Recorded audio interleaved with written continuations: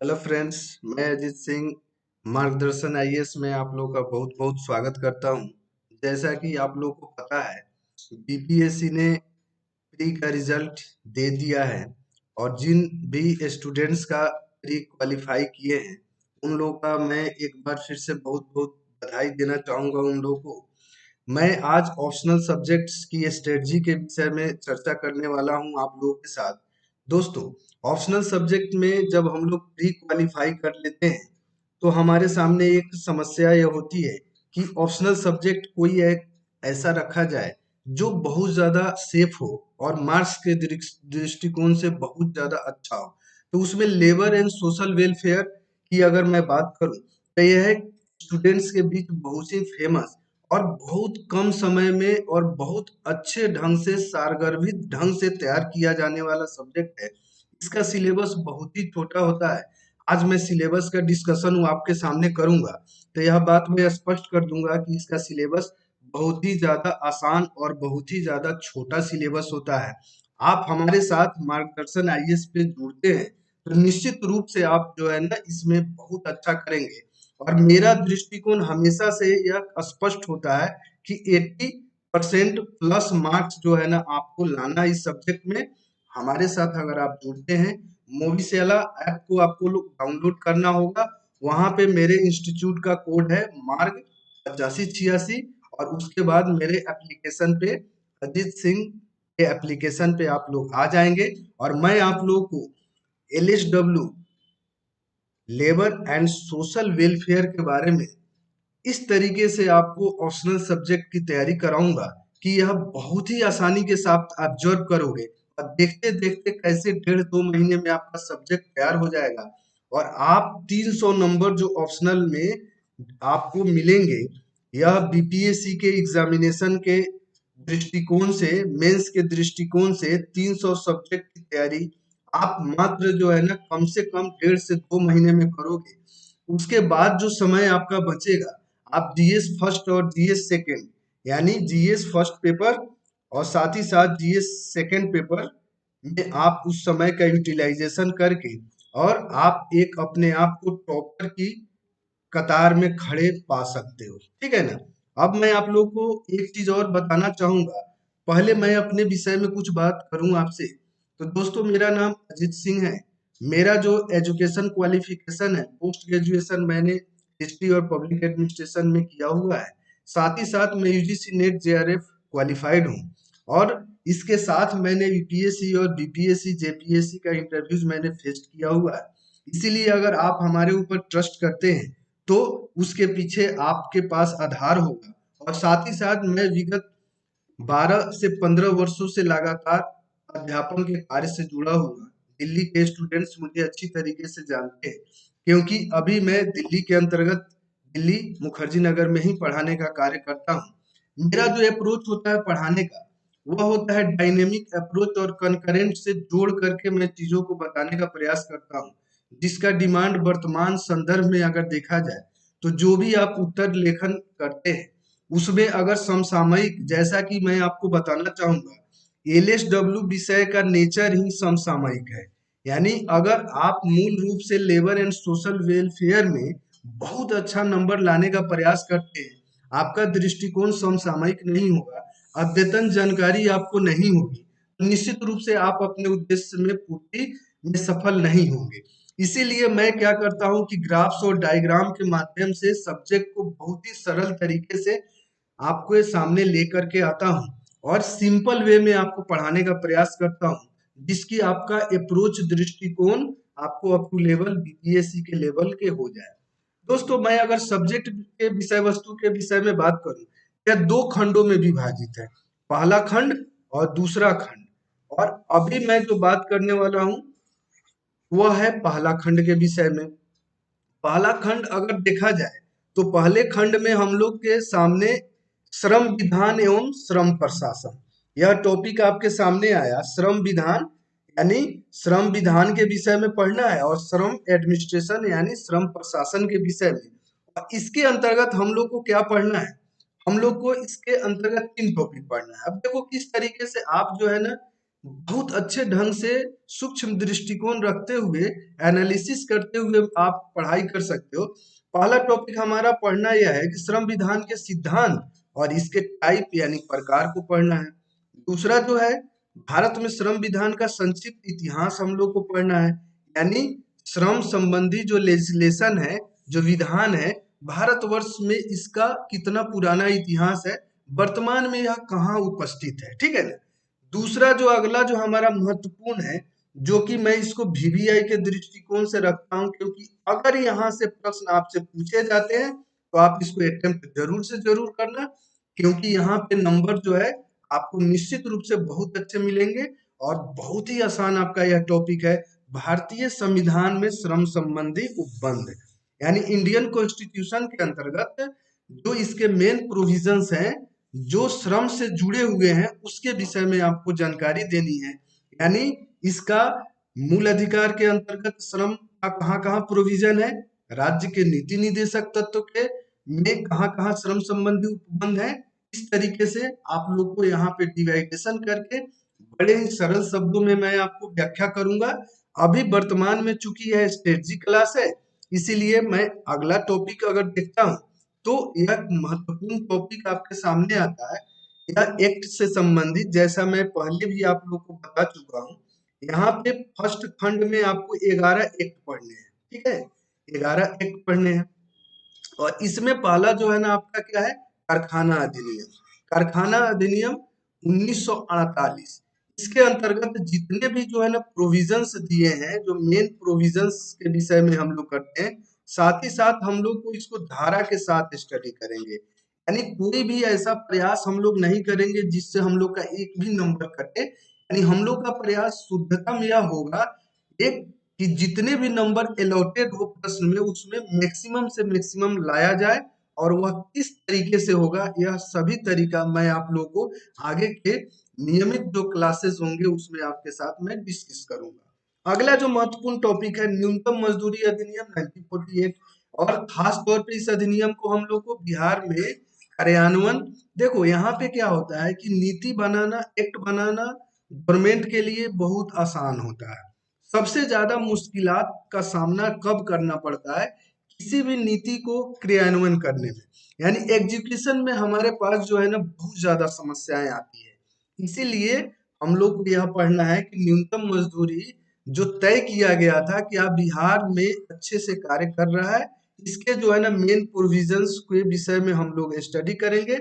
इसके क्रिटिसिज्म के विषय में, यानी आलोचनात्मक परीक्षण के विषय में इसमें अध्ययन करेंगे। और खास तौर पे बिहार के संदर्भ में न्यूनतम मजदूरी अधिनियम 1948 कहाँ तक सफल है, असफल है, इसके विषय में अध्ययन करेंगे। दोस्तों, अगर आप हमारे साथ जुड़ते हो तो आप विश्वास रखो, एलएसडब्ल्यू में आप लोग को मैक्सिमम मार्क्स कैसे लाना है, इसके विषय में मैं आप लोग को लगातार बात करूंगा। और लगातार आपको आंसर राइटिंग का अच्छे से किस तरीके से आपको अभ्यास करना है, मेरे गाइडेंस में अभ्यास करना है, प्रत्येक दिन इसके विषय में मैं आप लोगों को सलाह दिया करूंगा। अगला जो हमारा महत्वपूर्ण टॉपिक है वह है मजदूरी भुगतान अधिनियम 1936। यह भी एक महत्वपूर्ण एक्ट होता है। जब भी हम लोग एक्ट को लिखने का प्रयास करते हैं तो हम लोग पहले भाषा को पकड़ते हैं। एक कानून की भाषा जो होती है उसको अगर हम लोग पकड़ लिए और उसके प्रोविजंस को अगर हम लोग याद करके अभ्यास के द्वारा, अगर हम लोग प्रेजेंटेशन के साथ ग्राफ्स और डायग्राम के साथ अगर बेहतर प्रस्तुतिकरण कर दिए तो आपको मार्क्स मिलना जरूरी हो जाएगा। और आप निश्चित रूप से सब्जेक्ट में बहुत अच्छा करने वाले हो। अगर आप हमारे साथ जुड़ते हो, ट्रस्ट करते हो मेरे ऊपर, तो निश्चित रूप से आपको सभी एक्ट की इस तरीके से मैं तैयारी कराऊंगा, एक एक बिंदु को मैं क्लास में ही आपको स्पष्ट करता चलूंगा। अगला जो हमारा महत्वपूर्ण टॉपिक है, समान पारिश्रमिक अधिनियम 1976। यह भी आपको मोस्ट वीवीआई के अंतर्गत है और बहुत ही आसान है। इसीलिए इसकी अध्ययन हम लोग बहुत सारगर्भित तरीके से अलग अलग डायमेंशंस के साथ विभिन्न अप्रोचेस को देखते हुए, अलग अलग दृष्टिकोण को देखते हुए, साथ ही साथ समसामयिक मुद्दों को डिस्कस करते हुए और एक अद्यतन आंसर राइटिंग का हम लोग प्रैक्टिस करेंगे और पढ़ेंगे। दोस्तों, अगला जो हमारा महत्वपूर्ण टॉपिक है कर्मचारी क्षतिपूर्ति अधिनियम 1923, यानी जो है ना 1923 में कर्मचारी, इसको पहले कर्मकार क्षतिपूर्ति अधिनियम कहा जाता था, वर्तमान में कर्मचारी क्षतिपूर्ति अधिनियम कहा जाता है। इसके विषय में हम लोग यह कहना चाहेंगे कि यह एक वीवीआई क्वेश्चंस के रूप में है, और मैं आप लोग को यह तरीका बताऊंगा किस तरीके से आप इन सभी प्रश्नों, इन सभी एक्ट्स के आप धारा के साथ किस तरीके से इसको याद करोगे और किस तरीके से आप जो है ना मैक्सिमम मार्क्स यहाँ पे ऑब्टेन करोगे। देखो, यहाँ पे मेरा उद्देश्य यह है कि आप लोग जो स्टडी करते हो एक गाइडेंस देना, क्योंकि मैं इस चीज के विश्वास करने वाला हूँ कि जब तक आपको एक मार्गदर्शन नहीं मिलता है, इसीलिए हमारे इंस्टीट्यूट का नाम ही मार्गदर्शन आईएएस है, भाई अजीत सिंह। ठीक है, यानी आप जो है हमारे जो आप YouTube पे अगर आप यहाँ पे सर्च करोगे तो मार्गदर्शन मार्गदर्शन आईएएस करके, तो आप जो है ना निश्चित रूप से जो है ना भाई अजीत सिंह, तो आप जो है ना हमारे चैनल के साथ हो जाओगे, और इसको जो है ना सब्सक्रिप्शन आप लोग को कर लेना है, सब्सक्राइब कर लेना है, बेल आइकन को प्रेस कर देना है, जिससे अगर कभी भी लगातार, चूंकि मैं आप लोगों का क्लास लगातार लेने वाला हूं, अगर आप हमारे साथ जुड़ते हैं तो यह फ्री का तैयारी नहीं है। आप कभी ज्वाइन किए, कभी ज्वाइन नहीं किए, आपकी तैयारी हो रही है, यह मेंस की तैयारी है, और मेंस में सबसे ज्यादा जरूरी होता है आपको डेडिकेशन की। चाहे किसी भी टीचर से पढ़े, मैं इसके लिए मनाही आपको नहीं करता हूं, लेकिन अगर आप हमारे साथ जुड़ते हैं तो आप 100% हमारे साथ जुड़े, हमारे साथ 100% जुड़ेंगे, तभी मैं आपको गाइडेंस यानी सहायता कर पाऊंगा। और पर्टिकुलर जो एलएसडब्ल्यू हम लोग का अभियान है, हम लोग का एक जिद है कि एलएसडब्ल्यू में हम लोग 80% मार्क्स इस तरीके कैसे ऑप्ट करेंगे, इसके विषय में मैं विभिन्न टेक्निक्स, लिखने के तरीका से लेकर के क्वेश्चन डिस्कशन के साथ और पूरे तरीके से सारगर्भित तरीके से सब्जेक्ट मैटर को मैं आपके सामने लेकर के आऊंगा। आज हमारा क्लास है, इंट्रोडक्शन क्लास है, स्ट्रेटजी क्लास है, इसीलिए आप लोग को मैं सिलेबस के विषय में बताने का प्रयास कर रहा हूँ। अगला जो हमारा महत्वपूर्ण टॉपिक है होने वाला है, छठा जो एक्ट पढ़ना है, प्रसूति हित लाभ अधिनियम 1961, यानी महिलाओं से संबंध में प्रसूति हित लाभ अधिनियम 1961, यह भी एक वीवीआई प्रश्न होता है। यहाँ पे भी हम लोग जो है अच्छे से स्टडी करेंगे, और यह बहुत ही ज्यादा समसामयिक होता है, यानी विभिन्न जो है नए इसमें इस क्षेत्र में राज्य सरकार, केंद्र सरकार के द्वारा इस अधिनियम में जो अलग अलग जो बदलाव किए जाते हैं, इसके अंतर्गत जो भी महिलाओं को अधिकार में जो देने का प्रयास किया जाता है, उसको भी अगर हम लोग जोड़ करके इस एक्ट के साथ अगर लिखते हैं, पढ़ते हैं, तो हम लोग ज्यादा नंबर पाते हैं, इसीलिए समसामयिक इसको रखने की जरूरत होती है। अगला जो मोस्ट मोस्ट इम्पोर्टेंट है टॉपिक, वह है कर्मचारी राज्य बीमा अधिनियम। इसके अंतर्गत आपको मेन प्रोविजन तो पढ़ना ही पढ़ना है, और इसके साथ जो है ना इसके प्रशासन के विषय में भी पढ़ना है। यानी दो प्रश्न यहाँ से पूछे जाते हैं, एक तो कर्मचारी राज्य बीमा अधिनियम के मेन मुख्य प्रावधान से पूछे जाते हैं, और एक इसके प्रशासन से पूछे जाते हैं। मैं दोनों को अलग अलग करके आपको अच्छे ढंग से पढ़ाने का प्रयास करूंगा, आप पढ़ने का प्रयास करना, और निश्चित रूप से जो एग्जामिनेशन में आप बैठोगे, मेंस लिखोगे, तो आपको अंतर स्पष्ट होगा। अगला जो महत्वपूर्ण अधिनियम हम लोग को पढ़ना है, उपादान समुदाय अधिनियम 1972, यह भी एक इम्पोर्टेंट चैप्टर होता है आपका, एक अधिनियम होता है, एक एक्ट होता है, और इसको भी हम लोग अच्छे से स्टडी करेंगे।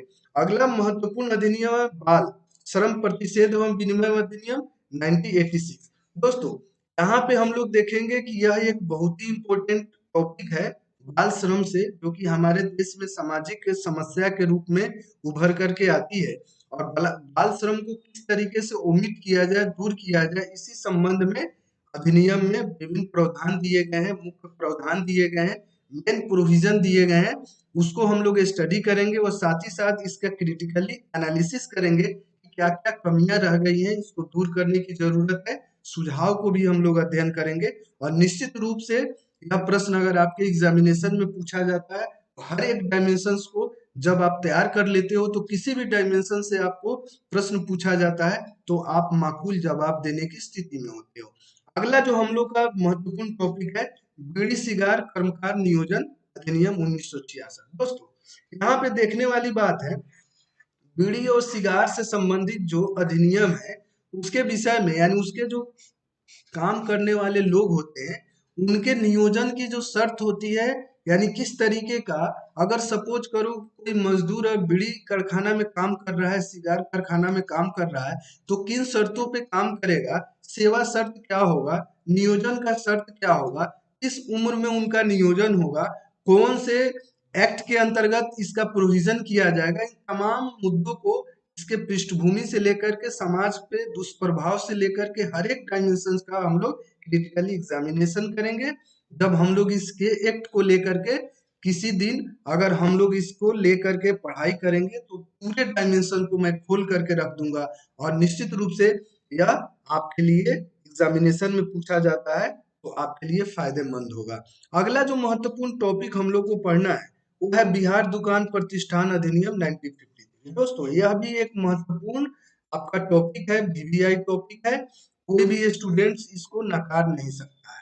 यानी देखो क्या है कि यहाँ पे मैं आप लोग से चर्चा के दरमियान अभी तक मैं 11 एक्ट के विषय में बात कर चुका हूँ, यानी यही 11 एक्ट आपको सेक्शन सेक्शन ए में पढ़ना है, यानी खंड एक में पढ़ना है, ठीक है ना। इसी में से आपको पूछा जाएगा। अब मैं एक चीज को आपको बताऊं, आप सोच सकते हो कि अगर कोई दूसरा ऑप्शनल सब्जेक्ट आप चयन करते हो तो उसमें जो समय आपका लगेगा उसका 30% आपको समय यहाँ पे अगर आप खर्च करोगे तो यह सब्जेक्ट आपका फुली तैयार होगा। 11 एक्ट, अब देखो टेक्निकली भाषा में मैं आपको समझाऊं, 11 एक्ट में आप सोच सकते हो कि 6 एक्ट या 5 एक्ट आपको प्रीवियस ईयर्स में पूछा जा चुका है, इसको जो आप छोड़ दोगे तो या 4 या 5 एक्ट आपको महत्वपूर्ण हो जाता है, जहां से 100% पूछे जाने की प्रबल संभावना होती है प्रश्न। तो ये 4 5 एक्ट और 1 2 मोस्ट प्रोबेबल, यानी निश्चित रूप से आप जो है ना 6 या 7 एक्ट अगर आप पढ़ते हो तो आपका टोटल सेक्शन एक का प्रश्न कवर हो जाता है। आप कोई भी ऐसा ऑप्शनल बता सकते हो क्या कि 6 या 7 टॉपिक पढ़ करके आप पूरा सेक्शन कवर कर सकते हो? शायद नहीं। आपका जवाब होगा कि ऐसा नहीं पॉसिबल है, लेकिन एलएसडब्ल्यू लेबर एंड सोशल वेलफेयर में यह पॉसिबल है, और इसको मैं साबित भी करूंगा पढ़ाने के दरमियान। इतने सरल ढंग से मैं रिप्रेजेंट करूंगा कि आपको मजा भी आएगा, आप मार्क्स भी लाओगे, आप टॉपर भी बनोगे हमारे साथ जुड़ करके, ठीक है। आगे हम लोग देखते हैं सेक्शन 2, यानी खंड 2 के विषय में। यानी पहला खंड आपका एक्ट से संबंधित है तो दूसरा खंड आपका क्या संबंधित है, यानी देखो industrial relation and industrial disputes, ठीक है। और साथ ही साथ जो है ना क्या है आपका सोशल वेलफेयर, सोशल वेलफेयर से संबंधित हमारा एक अगला खंड है, और एक जो है ना आपका है सोशल सिक्योरिटी, ठीक है। अब देखो कितना आसान है यह सब्जेक्ट, इसके विषय में मैं आप लोग को थोड़ा सा और चर्चा गहन रूप से चर्चा करके समझाना चाहूंगा। देखो यहाँ पे क्या औद्योगिक संबंध, यहाँ पे औद्योगिक संबंध और एक श्रम संघ और भारत और बिहार के संदर्भ में यह पढ़ना ही है, आपको पहले से ही मैं बता रहा हूँ लगातार। अब देखो औद्योगिक संबंध, औद्योगिक रिलेशन के विभिन्न डायमेंशन, अवधारणा, विस्तार क्षेत्र और मुख्य पहलू को पढ़ना है, यानी इंडस्ट्रियल रिलेशन के विषय में पढ़ना है। और निश्चित रूप से यह एक जो है ना मोस्ट वीवीआई होता है, लगातार यहाँ से प्रश्न पूछे जाते हैं, इसीलिए हम लोग इसको बिंदुवार अच्छे ढंग से विश्लेषण के साथ इसको अध्ययन करेंगे। अगला जो हमारा महत्वपूर्ण टॉपिक है पढ़ने का वह सेक्शन खंड 2 के अंतर्गत औद्योगिक विवाद एवं हड़ताल, और इसमें जो है ना महत्वपूर्ण जो हमारा एक सब्जेक्ट मैटर है वो है इंडस्ट्रियल डिस्प्यूट एक्ट, यानी औद्योगिक विवाद अधिनियम। यहाँ पे देखो यह मोस्ट वीवीआई है, मैं आप लोग को गेस करने का तरीका भी बताऊंगा, और 100% गेस करने का तरीका 100%, यानी रिस्क 0%, रिस्क आपका 0% होगा। और आपके जो भी प्रश्न पूछे जाएंगे, यानी सेक्शन सेक्शन 1 के अंतर्गत और सेक्शन 2 के अंतर्गत, एक भी प्रश्न ऐसा नहीं होगा जो आपके दायरे से बाहर होगा। यानी यहाँ पे एक भी प्रश्न ऐसा आप नहीं बता सकते हो एग्जामिनेशन होने के बाद जिसमें आप क्लेम करोगे सर आपने इसको नहीं बताया था। यानी 100% श्योरिटी होती है कि जो चीजें मैं बताऊंगा वही एग्जामिनेशन में पूछे जाएंगे, क्योंकि यह सब्जेक्ट का नेचर और इसके सिलेबस का इतना ज्यादा छोटा रूप है कि इसमें कोई भी एक सजग पढ़ाने वाला एडुकेटर है, वह निश्चित रूप से, अगर स्टूडेंट्स भी इसमें गेस कर लेते हैं, इतनी आसान इसकी स्थिति हो गई है। अब यहाँ पे देखो अगला जो महत्वपूर्ण टॉपिक है, इसीलिए मैं कहता हूँ कि यह मोस्ट वीवीआई है।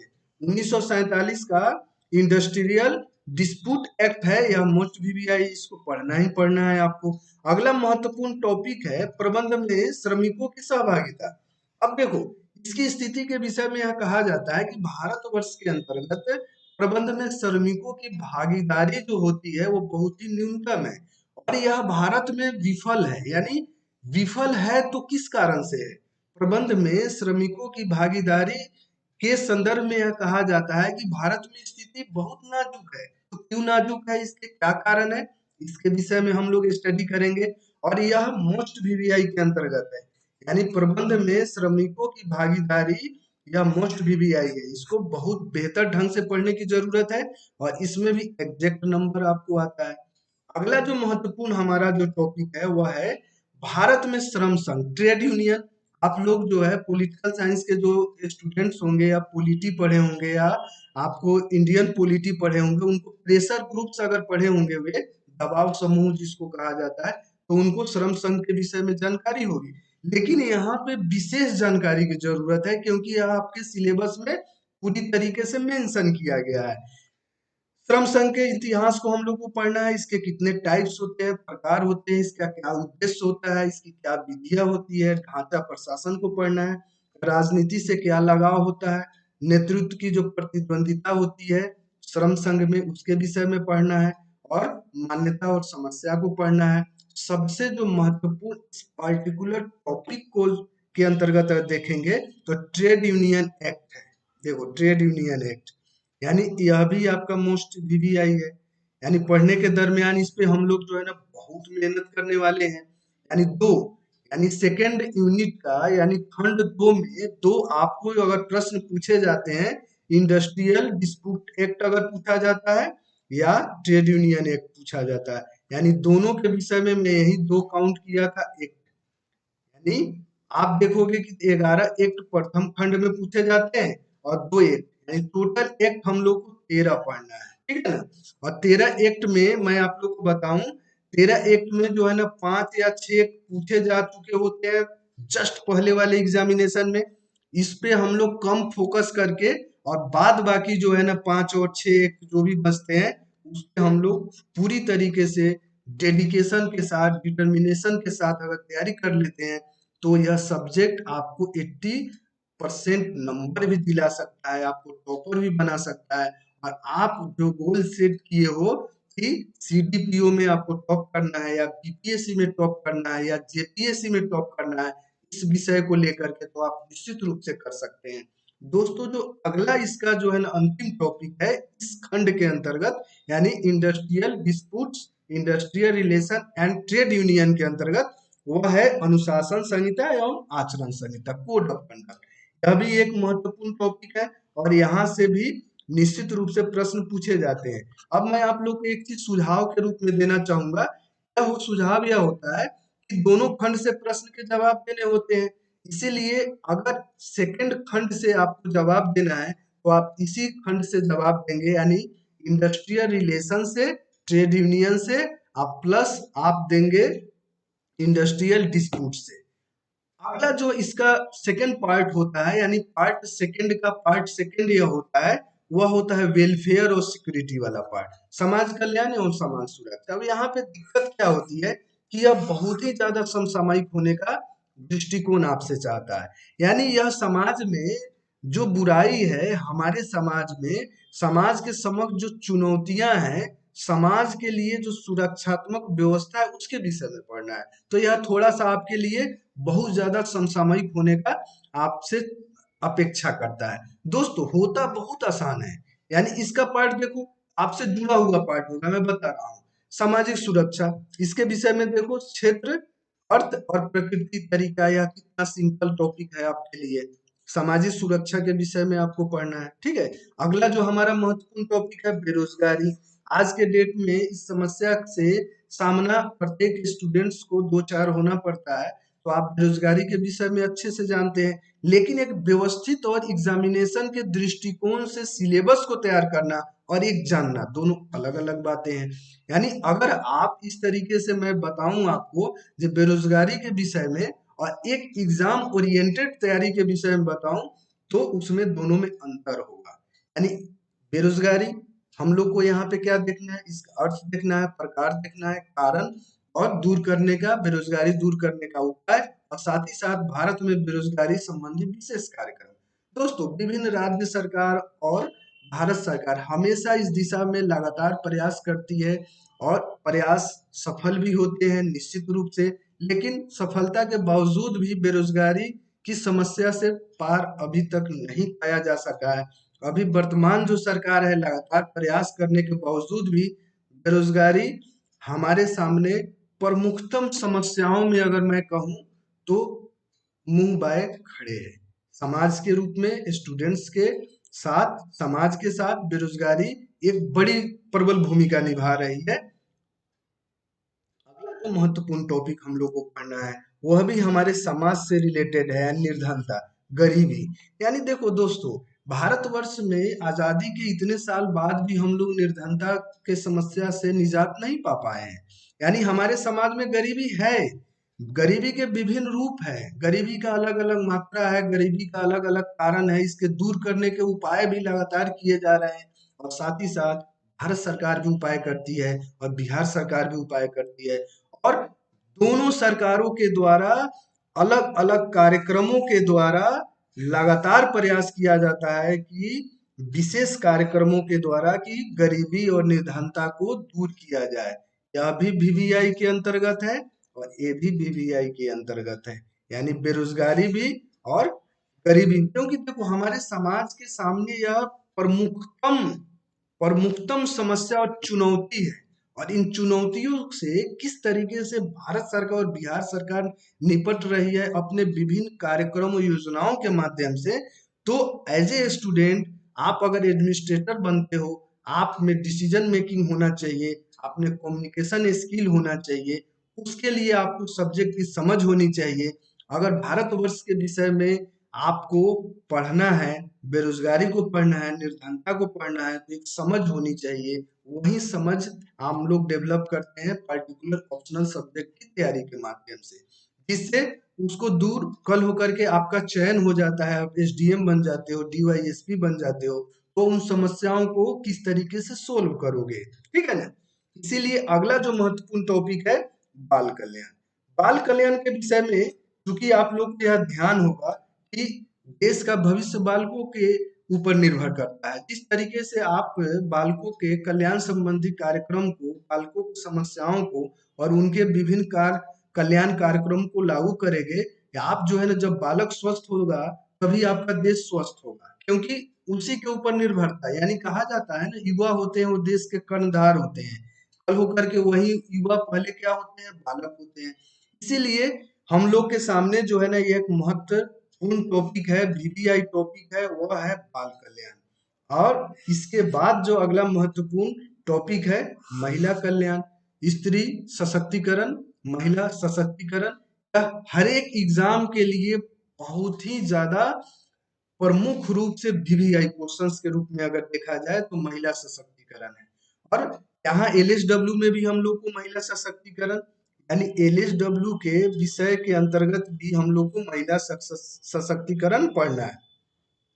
महिलाओं की जो समस्याएं हैं उसके विषय में हम लोग को पढ़ना है, साथ ही साथ इसके कल्याण के कार्यक्रम के विषय में भी हम लोग को पढ़ना है। यानी as a administrator, as a प्रशासक, आप इन समस्याओं को किस तरीके से दूर करेंगे, आपका अप्रोच होना चाहिए। इसीलिए इन सब्जेक्ट तमाम बिंदुओं को आपके सिलेबस में लेबर एंड सोशल वेलफेयर के अंतर्गत इसको शामिल किया गया है। दोस्तों आगे मैं देखता हूं, अगला जो हमारा प्रमुख टॉपिक है एससी एसटी से, यानी देखो क्या है, अनुसूचित जाति एवं जनजाति, एससी एंड एसटी। आप लोग को पता होगा कि समाज में अगर हम लोग देखें तो एससी और एसटी समाज के अंतिम बिंदु पर खड़े दो प्रमुख रूप हैं। यानी आप देखते हो, इस तरीके से देखते हो जैसे आप इस तरीके से, कोई जनरलाइज्ड नहीं है, एक जनरल जो भी हमारे समाज का दोष के रूप में या जो भी हमारे जातिगत व्यवस्था है उसके अंतर्गत अगर हम लोग देखें तो आपका जनरल, ओबीसी, एससी और अगला एसटी।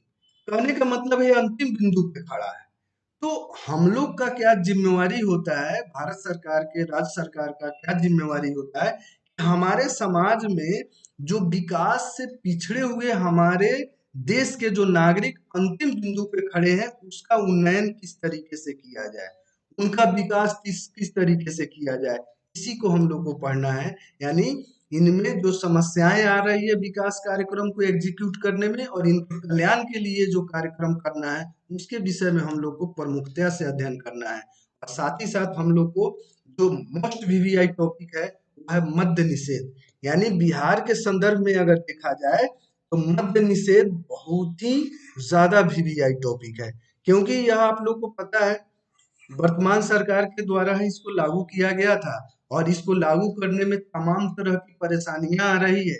इसके बावजूद भी अगर देखा जाए तो पूरी तरीके से 100% मद्य निषेध होने के बावजूद भी बहुत सारे लूप फॉल्स यानी कमियां हमारे बिहार के अंतर्गत है। एज ए एडमिनिस्ट्रेटर आप इसको किस तरीके से दूर करोगे और इसको किस तरीके से एग्जीक्यूट करोगे जिससे यह एक सामाजिक बुराई है और इसको आप सामाजिक बुराई के तौर पे पूरी तरीके से एबोलिश करोगे, समाप्त करोगे, तो एक आपका भी ओपिनियन चाहिए। और साथ ही साथ यह समसामयिक बिंदु है, तो यहाँ पे आपको इस तरीके से स्टडी करना है जिससे कोई भी तत्काल रूप से जो लागू किया गया है जो भी अमेंडमेंट हो, जो इसमें आपको विधानसभा या विधान परिषद के द्वारा कोई भी, राज्यपाल के द्वारा कोई भी इंस्ट्रक्शन या सरकार के द्वारा कोई भी इंस्ट्रक्शन दिया गया है इस क्षेत्र में, तो आप उसको अगर अपने आंसर राइटिंग में अगर डालते हो तो बहुत ज्यादा अच्छा प्रभावी भूमिका निभाएगा आपके सिलेक्शन में। अगला जो महत्वपूर्ण है वह है एक सामाजिक बुराई, वेश्यावृत्ति के रूप में। वेश्यावृत्ति देखो दोस्तों, वेश्यावृत्ति क्या है? वेश्यावृत्ति हमारे समाज का एक अंग रहा है। यह एक दोष होते हुए भी लगातार हमारे समाज में अपना प्रकृति और रूप बदलते हुए है। लेकिन आपको इसके प्रकृति के विषय में पढ़ना है, क्या कारण है कि लोग इस पेशा के तरफ अग्रसर हो जाते हैं, क्या मजबूरी होती है उनकी और इसका क्या प्रभाव पड़ता है हमारे समाज के ऊपर, क्या दुष्परिणाम होते हैं उसको पढ़ना है। और इस समस्या से निजात दिलाने के लिए कौन कौन से प्रमुख सुझाव है उसको अध्ययन करना है। तो यह भी एक महत्वपूर्ण टॉपिक बनता है आपका सोशल सिक्योरिटी के अंतर्गत। और इसको हम लोग को वेलफेयर यानी सोशल वेलफेयर के अंतर्गत यह महत्वपूर्ण टॉपिक है, इसको भी हम लोग को अच्छे ढंग से स्टडी करना है जिससे आप अपना एक सीट, मैं बार बार आप लोग कहता हूं कि चाहे वो सीडीपीओ हो, सीडीओपीओ की तैयारी हो, चाहे वो बीपीएससी की तैयारी हो और चाहे आप जेपीएससी की तैयारी हो, आप तीनों जगह पे यह ऑप्शनल एलएसडब्ल्यू के विषय में अगर मैं बात करूं तो यह तीनों यानी झारखंड लोक सेवा आयोग, बिहार लोक सेवा आयोग और प्लस जो है ना सीडीपीओ जो कि बीपीएससी ऑर्गेनाइज करती है, तीनों जगह ये एज ए ऑप्शनल शामिल है एलएसडब्ल्यू। इतना छोटा सिलेबस है, इतना आपके से जुड़ा हुआ सिलेबस है, बहुत 1.5-2 महीने में आप इसको तैयारी करके और आप 80% 75% से ज्यादा नंबर ले सकते हो। मेरे ऊपर आप यकीन करो, इसमें नंबर लाना बहुत आसान होता है। सिर्फ इसमें कमिटमेंट की जरूरत होती है और डेडिकेशन की जरूरत होती है। वह अगर आप शो करोगे तो आप निश्चित रूप से इसमें अच्छे मार्क्स लाओगे। अगला जो हमारा महत्वपूर्ण स्थिति है जो सिलेबस का दिया हुआ, वह भिक्षावृत्ति। यह भी एक सामाजिक बुराई के रूप में है। इसका हम लोग को प्रकृति के विषय में अध्ययन करना है, इसके भिक्षावृत्ति के कारण और बिहार में इसकी स्थिति। बिहार में भिक्षावृत्ति की क्या वर्तमान स्थिति है इस संदर्भ में यह भी आपका समसामयिक प्रश्न हुआ और यह भी वीवीआई के अंतर्गत है। ठीक है ना? अगला जो महत्वपूर्ण टॉपिक जो है ना बीपीएससी एलएसडब्ल्यू में हम लोग को पढ़ना है ऑप्शनल सब्जेक्ट के अंतर्गत, वह है बिहार सरकार के सामाजिक सुरक्षा कार्यक्रम। यानी स्पष्ट रूप से यह कह दिया गया है कि बिहार सरकार जो सोशल वेलफेयर के संदर्भ में जो भी कार्यक्रम चलाती है, जैसे वृद्धावस्था पेंशन योजना हो या समूह बीमा हो या श्रमिकों का जो बंधुआ श्रमिक होते हैं उनको किस तरीके से उनका पुनर्निवासन करने संबंधी जो कार्यक्रम है उसको किस तरीके से बिहार सरकार के द्वारा एग्जीक्यूट किया जाता है, कार्यान्वयन किया जाता है, उसके विषय में आपको पढ़ना है। देखो यहाँ पे मैं आपको एक चीज कह दूं, यहाँ पे आपका सिलेबस क्या होता है, इंड होता है। आप यह सोच सकते हो कि इतना छोटा सा सिलेबस आप कितने कम समय में तैयार कर सकते हो। यानी मैं आप लोग से बात करूं तो मैं अगर इसका इलेबोरेशन करूं तो एलएसडब्ल्यू सब्जेक्ट के विषय में इसके दो खंड है। यानी पहला जो खंड आप देखते हो, पहला खंड, वह इसमें जो है ना आपको एक्ट पढ़ना है, ठीक है, पहला खंड। और दूसरा जो खंड आपको पढ़ना है यहाँ पे, दूसरा खंड, इसके अंतर्गत जो है ना दो प्रमुख जो है ना पढ़ना है, यानी industrial relation and industrial disputes, ठीक है। दूसरा जो है ना हम लोग को यहाँ पे क्या पढ़ना है, यहाँ पे हम लोग को पढ़ना है social security and social welfare. आप सोच सकते हो कि इतना ही में आपका सिलेबस खत्म। यानी जो है ना खंड वन खंड टू सिलेबस खत्म। और इसी में जो है ना इसके अंतर्गत आपको करना है, यहाँ पे 11 एक्ट पढ़ना है। अब देखो और ज्यादा मैं इसको मिनिमाइज करता हूँ, 11 एक्ट पढ़ना है। और दूसरे खंड में इंडस्ट्रियल रिलेशन और इंडस्ट्रियल डिस्प्यूट्स और ट्रेड यूनियन के अंतर्गत 2 एक्ट पढ़ना है, 2 एक्ट पढ़ना है। इस तरीके से टोटल आपको 13 एक्ट पढ़ना है।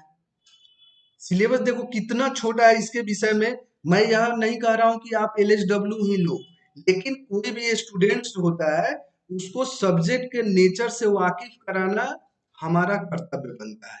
आप किस तरीके से इसमें, मैं यह कह रहा हूँ कि 75% टू 80% आप मार्क्स यहाँ ला सकते हो, तो मैं अंधेरे में नहीं कह रहा हूँ। इसमें बहुत सारे लड़के ला रहे हैं, लगातार ला रहे हैं। आपको विश्वास न हो तो प्रीवियस में जो भी एग्जामिनेशन हुए हैं उसके अंतर्गत जो भी लोग टॉपर किए हैं उनके मार्क्स को एनालिसिस करोगे तो निश्चित रूप से आपको यह विश्वास हो जाएगा। क्योंकि कोई भी चीज हो, आप सजग स्टूडेंट हैं तो आपसे अपेक्षा किया जाता है कि आप चीजों को एनालिसिस करें और विश्लेषण करने के उपरांत डिसीजन लें, ठीक है। आप 1-2 दिन का समय ले सकते हैं। आप एलएसडब्ल्यू अगर हमारे साथ पढ़ना चाहते हैं, एलएसडब्ल्यू को पूरे तरीके से फुल सिलेबस मैं आप लोग को बताऊंगा, फुल सिलेबस। कोई चीज मैं एक चीज जो है ना यहाँ पे नहीं छोड़ूंगा। लेकिन यहाँ पे मैं एक चीज और आपको बता दूं, यानी हमारे पढ़ाने का तरीका ये होगा, टारगेटेड बैच होगा। टारगेट जो है आपका क्या होगा, टारगेट होगा। और इसमें हम लोग क्या करेंगे, निश्चित समय अवधि, यानी आपको अगर यहाँ पे टारगेट फिक्स्ड होगा कि 1.5 से 2 महीने में समाप्त करना है तो आपका सिलेबस समाप्त होगा। और साथ ही साथ समाप्त होने का यह कतई मतलब नहीं होता है कि आप हमसे कट गए। यानी यहाँ पे मार्गदर्शन की बात हो रही है ना, यानी मेरा जो है ना मार्गदर्शन आईएएस, यानी आप लोग मार्गदर्शन से अगर जुड़ते हैं, मार्गदर्शन आईएएस से जुड़ते हैं तो आपका मार्गदर्शन हमेशा के लिए होता है। आप मुझे जो है ना क्या कहते हैं, इसका इस चैनल को सब्सक्राइब, यहाँ पे आप देखो मार्गदर्शन आईएएस बाय अजीत सिंह, जो कि मेरा नाम है, इस नाम से चैनल है, इसको सब्सक्राइब कर लीजिए। और सब्सक्राइब करने के बाद आपको जो है ना समय पे जो भी वीडियोस होगा और वह उसका आपको क्या मिलेगा, नोटिफिकेशन मिलेगा, आप हमारे साथ जुड़ लेंगे। साथ ही साथ यह सभी वीडियोस आपको मूवीशाला ऐप पे, यानी यह जो है मूवीशाला ऐप को आपको डाउनलोड करना होगा। मूवीशाला ऐप को डाउनलोड करने के बाद मेरे इंस्टीट्यूट का कोड जो है आप लोग को इस्तेमाल करना होगा। यह है मार्ग 8586। इसका इस्तेमाल करके आप हमारे ऐप पे आ जाएंगे। वहां से आप जो है ना एलएसडब्ल्यू का पूरा कोर्स आप देख सकते हैं, आसानी से देख सकते हैं, ठीक है ना। इसीलिए मैं आप लोगों को एक सजेशन ये देना चाहता हूँ कि जल्दी से जल्दी आप लोग इनरोलमेंट ले लीजिए। और निश्चित रूप से आप लोग का पूरा एलएसडब्ल्यू मैं कवर कराऊंगा। और निश्चित रूप से आप जो 66 में जो लोग भी मेंस देने वाले हैं उनके लिए है यह बेहतर अपॉर्चुनिटी है, या 67th में जो लोग मेंस देने वाले हैं उनके लिए भी। क्योंकि ऑप्शनल सब्जेक्ट की जब तक आपकी तैयारी नहीं होती है तब तक आप जो है ना किसी भी दृष्टिकोण से या नहीं कह सकते हैं कि आपने कमीशन का यानी बीपीएससी के या जेपीएससी के या सीडीपीओ की तैयारी अप्रोप्रिएट कर चुके हैं, नहीं कर सकते हैं। प्री की तैयारी क्या है? प्री की तैयारी आपको यह है कि एक भीड़ से अलग करने के लिए आपको प्री होता है, यानी आपके स्क्रीनिंग टेस्ट है, यानी ऐसे जो नॉन सीरियस स्टूडेंट्स होते हैं उनको एबोलिस्ट यानी उनको हटा दिया जाता है। जो सीरियस स्टूडेंट्स हैं जिसमें लेखन शैली और कुछ विचारणीय तथ्य है, उनमें कुछ विशेषताएं हैं, उसको परखने के लिए आपका जो है ना अगला स्टेज होता है, वह मेंस का होता है। इसीलिए मैं पहले सर्वप्रथम मेंस की ही तैयारी बच्चों को करवाता हूँ, जिससे अगर मेंस की तैयारी आपकी है तो प्री तो ऐसे ही निकलेगा आपका चुटकी बजा करके, ठीक है। लेकिन मेंस की अगर तैयारी नहीं किए हैं, प्री की तैयारी आप लाख कर लो, कभी भी आपका चयन नहीं होगा, यह मैं दावे के साथ कर सकता हूँ, अपने अनुभव के आधार पे कह सकता हूँ। इसीलिए दोस्तों यह मेरा पूर्णतः डेडिकेटेड स्ट्रेटजी को लेकर के वीडियोस था। इस तरीके से मैं आप लोगों को एलएसडब्ल्यू का तैयारी कराऊंगा, इसके विषय में यह वीडियोस था। आप लोग हमारे चैनल यानी मार्गदर्शन आईएएस के साथ इसको आप सब्सक्राइब करें, इसको बेल आइकन को प्रेस करें, जो भी वीडियोस इस पे अपलोड होंगे आप लोग के लिए उपलब्ध होंगे, और निश्चित रूप से आप लोग इससे लाभान्वित हो। और साथ ही साथ मैं आप लोग से कहना चाहूंगा, मोबीशाला ऐप को डाउनलोड करके और आप मेरे इंस्टीट्यूट का मार्ग 8586 जो कोड है उसके साथ हमसे जुड़ सकते हैं, या टेलीग्राम चैनल से भी जुड़ सकते हैं, मेरे टेलीग्राम से भी आप जुड़ सकते हैं।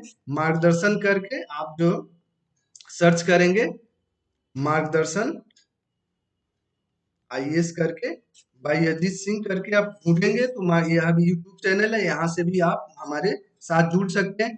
कोई भी प्रश्न आपका तैयारी से संबंध में हो, यानी अगर तैयारी करने से बीपीएससी की तैयारी आप करने वाले हो, भविष्य में आप इसकी तैयारी करने वाले हो, तैयारी कर रहे हो, कोई समस्या आ रही है, सभी का समाधान आप मुझसे मल्टीपल माध्यम से कर सकते हैं। फोन के द्वारा कर सकते हैं, आप मैसेज के द्वारा कर सकते हैं, व्हाट्सएप के द्वारा कर सकते हैं, आपकी जैसे सहूलियत हो वैसे आप कर सकते हैं। मैं हर एक आपको फ्रंट में तैयार रहूंगा आपकी मदद करने के लिए, आपको मार्गदर्शन देने के लिए।